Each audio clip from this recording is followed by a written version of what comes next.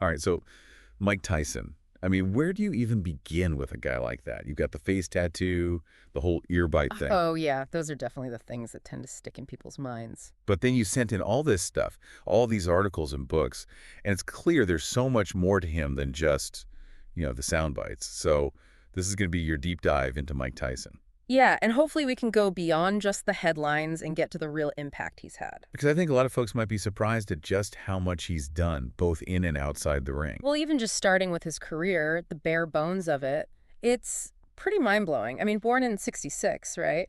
And by 86, he's already the youngest heavyweight champ ever. 20 years old. 20 years old. That's WBC, WBA, IBF, the whole shebang. Like, most people at that age are still figuring out what they want to do with their lives, not unifying boxing titles. It really is like something out of a comic book. But it's the knockout rate that really gets me.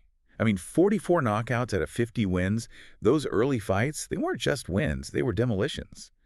It's easy to see how those nicknames, Iron Mike, Kid Dynamite, all that, how that stuff stuck. Oh, absolutely. And actually, some of the sources you sent in, they talk about how those nicknames, they kind of reflected what the public was craving at the Right, time. really? Yeah, like, after Ali, who was seen as this more, I guess you could say, gentlemanly boxer, Tyson was just this raw, like, primal force. He was a spectacle, Hmm. and it made him a global icon, even for people who didn't really care about boxing. Right, right, that makes sense. So you've got this incredible rise, just undeniable talent, but then, as with so many things, it starts to get a little complicated. It does. And I think that's where those articles you sent about specific fights, that's where those become really interesting. Like, take the Spinks fight in 88. It was over in I remember that. 91 seconds.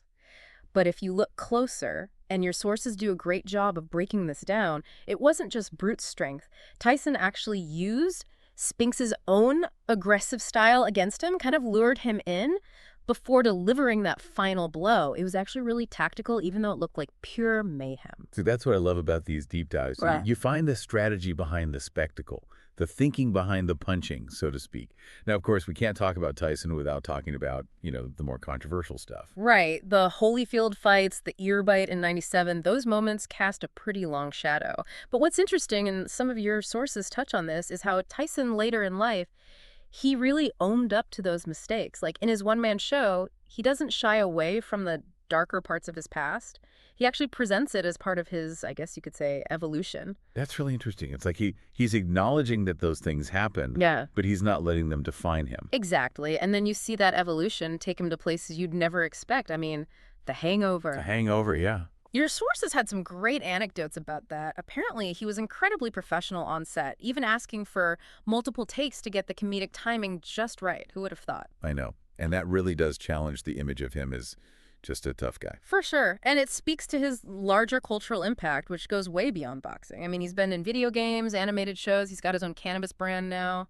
It's wild. Yeah. So after diving into all of this, all these different facets of his life, what's the takeaway for you? I mean, is Mike Tyson an athlete, Mm. an entertainer, a cautionary tale? Like, what is he? That is the million-dollar question, and I honestly don't think there's a simple answer. What I find so compelling about his story, though, is that for all the ups and downs, all the messiness, it really embodies that very American idea of second chances. He's been knocked down, he's made some huge mistakes, but he keeps finding ways to reinvent himself.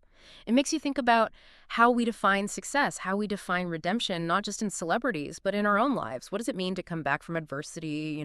That's a really good point. And I think that's something that resonates with a lot of people, regardless of whether they're boxing fans or not. This idea that it's never too late to try and turn things around, to become a better version of yourself. Yeah.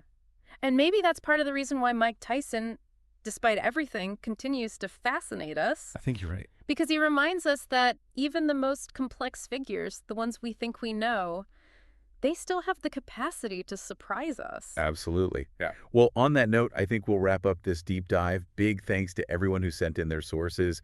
And as always, keep those deep dive requests coming. Yeah, thanks for having me. This was fun. You too. Right. Until next time. See ya. Bye. Bye.